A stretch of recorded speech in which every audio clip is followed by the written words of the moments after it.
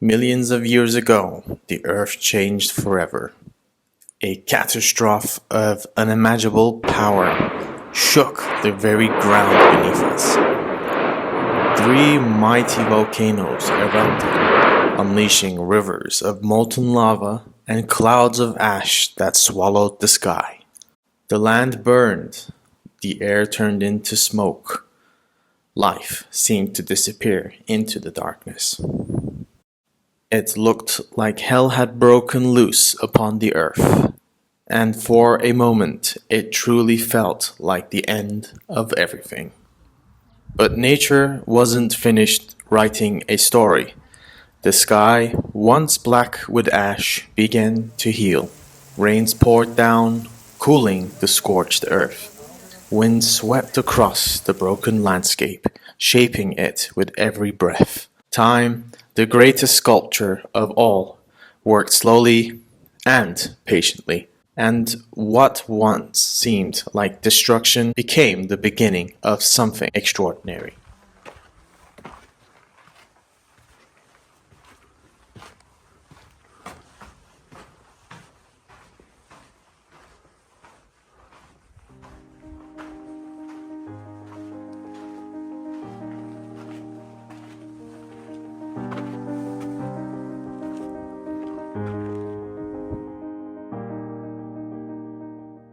Then humans touched this miracle. They saw these rocks, born from fire and time, could be shaped. With patience and vision, they carved shelters deep into the stone. Nature wasn't just a force to survive anymore, it became a home.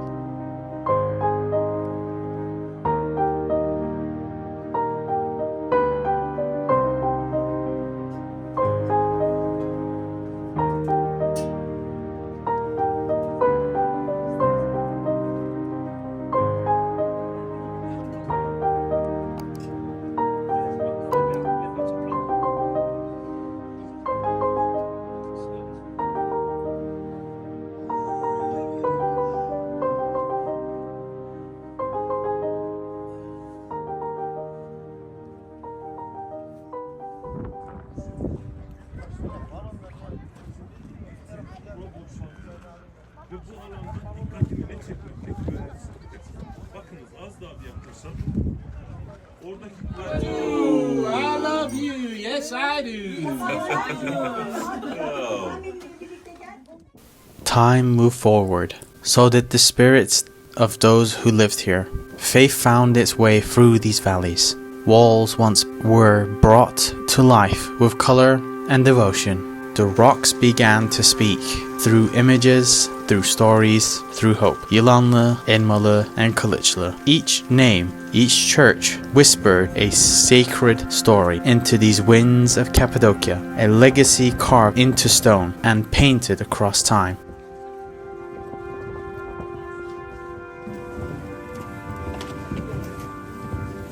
Important saints, holy people has got a halo on his hand.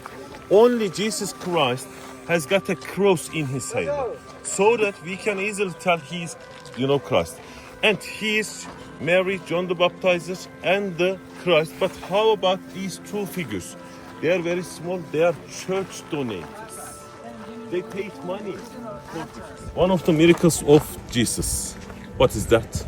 İsa'nın bir mucizesini söyleyin. When he came back from the dead. What else? Lazarus, yes. The dead person. Stand up, Lazarus. And then a dead body, he becomes alive. Entering to the Jerusalem, this house symbolizes Jerusalem. How do we know? It's written in Greek here. And transfiguration, as you might see, having a conversation together with apostles, Jesus shows another miracle. He goes up together with two prophets. Look at the lights, and the apostles are so shocked. This is Peter. He's so. And one of you is gonna betray me. Who is he? Judas. Look at his hand. Judas. He's guilty. His hat very nicely painted. Imagine this is 1,000-year-old painting. And look at the fish symbolizing the, the meal. And he's here again. He's just, betraying Jesus by going and giving him a kiss, so that the Roman soldiers could understand yes, he is Jesus. Crucifixion is very frequently, presented in Cappadocia. St. George and Theodore killing a dragon.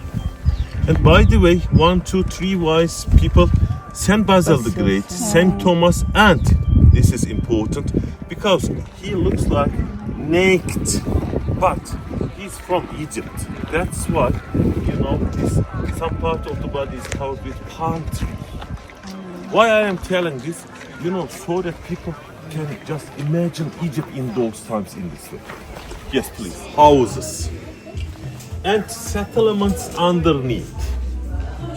So, the normal life is going on here. When there is an enemy coming to the town, people are informed, probably from some specific points or up in the hills.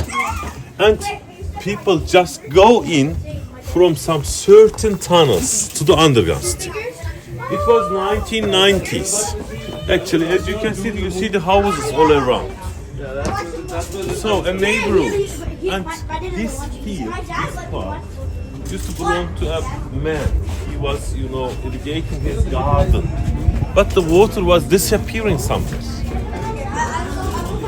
So, following the waters, they discovered this underground. But then a new disaster arrived. This time, the threat wasn't the earth. It was from each other. The danger was human. With nowhere left to run, the people looked not to the horizon, but to the ground beneath their feet. They began to dig tunnels, passageways, and secret rooms. Every stone carved with determination, every passage built with one purpose: for survival. They created defenses, giant rolling stones that sealed the entrances, hidden traps that confused the invaders. Layer by layer, they disappeared beneath the surface. Entire cities, invisible from above, came to live underground. What we now call the underground cities of Cappadocia were not built for comfort or beauty. They were born out of fear and the unstoppable will to endure.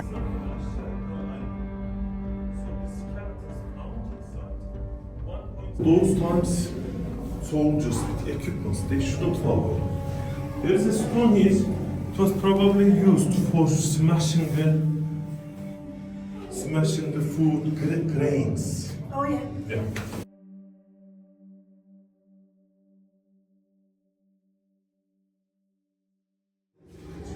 So whenever I am here, when I touch the walls, I feel how life is special here. Because maybe children didn't know what's going on here, but maybe old people, adults, thought that, these are my last moments.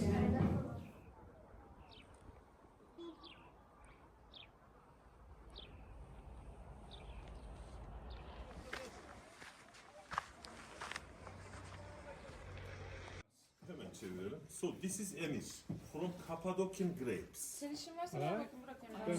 So this type of grape Likes, see likes? Anlıyorsun dedim yani. Lines coming down? See them? çizgileri görüyor musunuz? Likes? O diyor, şey gösteriyor.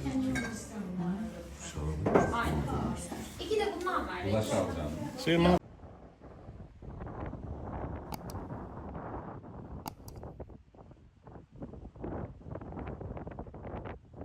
After finishing the session, I would like to show you the process of the detailed paintings, and then we'll see how how to use a kick wheel technique. Demonstration.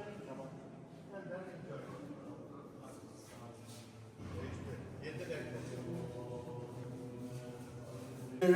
They don't ask your talent. You have to marry it directly.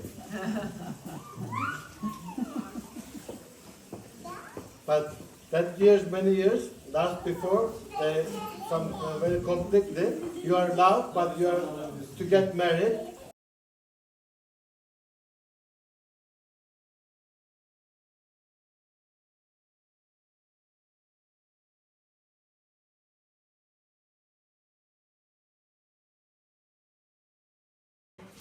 Put your right and left foot on the board, and please wet your hands, both of them. Both of them, and then touch. Proper. Yeah. After touch your face. Yeah. No, don't touch. Use your two thumbs, okay? Make a hole in the order. I'm good with my hands, Antonio.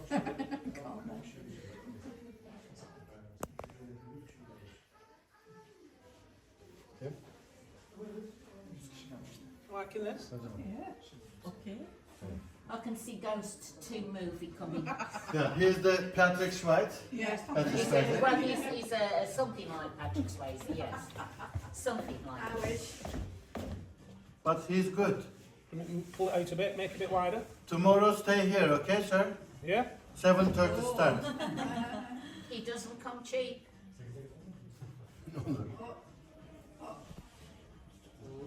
Well done, Sean. I'm just making it a little bit deeper, that's all, guys. Just press down on it, make it a bit deeper. Wow. Then bring the fingers out to the sides, as you can see. And it's getting wider now for the water. Bravo. Cancel. Don't get so cocky now. Catherine is never gonna leave this Okay. down. Bravo.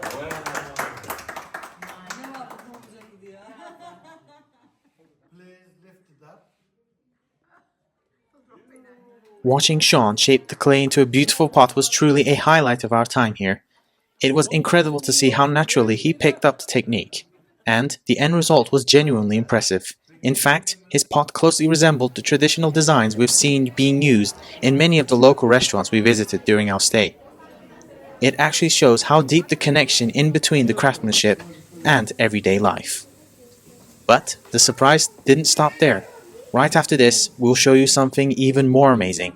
Many of these pieces crafted in these workshops have a magical touch. 3, 2, 1. This is the old glows in the dark. It's special material. It's a powder and then make a liquid and then just put on the colors on the top, glazing, firing.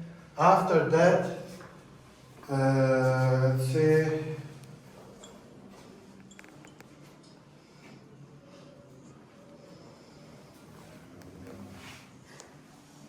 Like this, when we switch on, you can see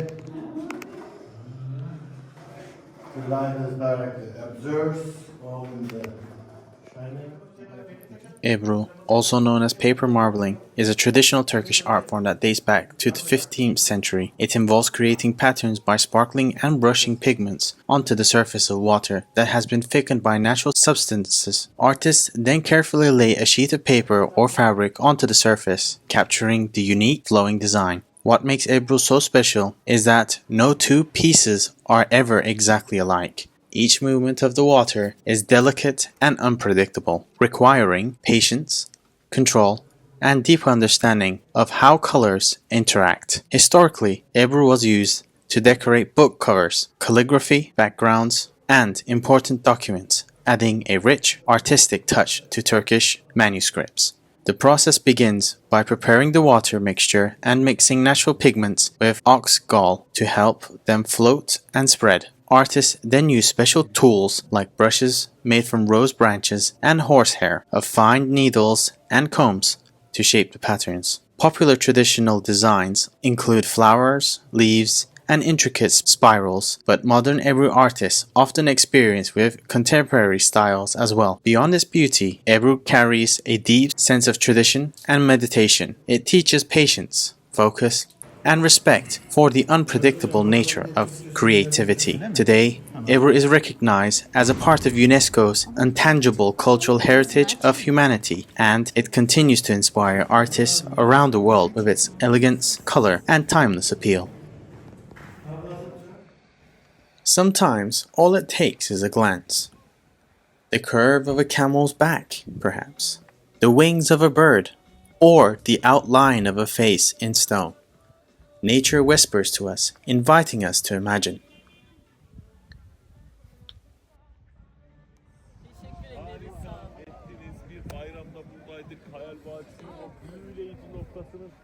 And then you look again.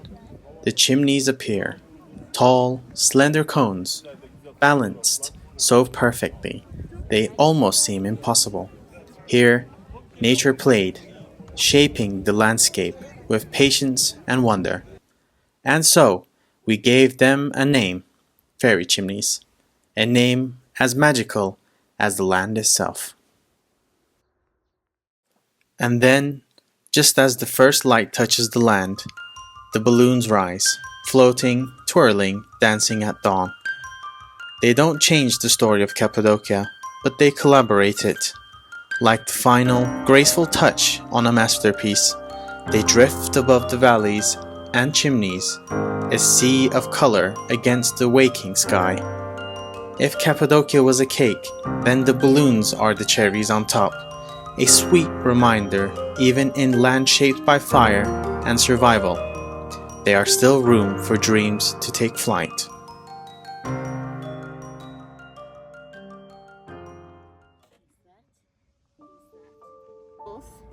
Yes, I do. Yes, I do. Yes, I do. Yes, I do. What if hot air balloons had never existed? It's a strange thought, isn't it? Because up till now, we hardly even talked about them. We barely said the name of the place. Yet somehow you knew it. You knew it from the colors, the shapes, and the feeling. Because Cappadocia isn't just seen with the eyes, it's felt deep down. While we were speaking, the valley stretched out in every direction. Canyons shaped by forgotten rivers, ridges that catch the first light in the morning, hidden churches tucked into cliff sides.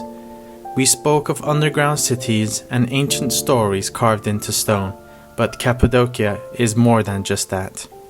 It's a land of layers, a place where every step, every turn, brings something new. Some places you reach easily, by car or on foot. Others guard their secrets behind narrow trails and steep paths. You might need a jeep to climb the rough tracks, a quad to rush through the dusty roads, or a bike to weave your way through the ridges. If you have the time, the patience, and the heart, you walk. And when you walk, Cappadocia talks back to you. The stones seem to whisper, the valley seems to breathe. No two valleys are the same. Some are filled with towering chimneys, standing like silent guardians. Others are wide open fields of strange colors, rose, red, and even gold. Some hide small surprises, a cave, a pigeon house, or an ancient chapel. Each one feels like a world of its own. The magic of Cappadocia isn't loud. It doesn't shout for your attention. It's quiet, timeless, and it waits for you to notice it. It waits for you to slow down. And once you do, you realize you're not just visiting a place. You're stepping into a story written over millions of years. And then, just as the earth finishes telling its part of its story, the sky joins in. Balloons rise gently like colorful notes in a silent song, not to steal the show, but to complete it. From above, you see how everything fits together, the valleys, the rocks, and the hidden paths. It all just makes sense. If Cappadocia is a masterpiece, the balloons are simply a soft gesture at the bottom of the painting, a reminder that sometimes nature does all the work, and sometimes humans just add a tiny touch of wonder. Cappadocia was here long before the first balloon rose into the sky. It will be here long after they land again. But while they dance across the morning light, they remind us what this place is really about. Not the landmarks, not the tours, not even the pictures we take. It's about how it makes us feel. Like dreamers, like travelers, like part of something bigger. And maybe that's why we always recognize this dream, even before it says its name.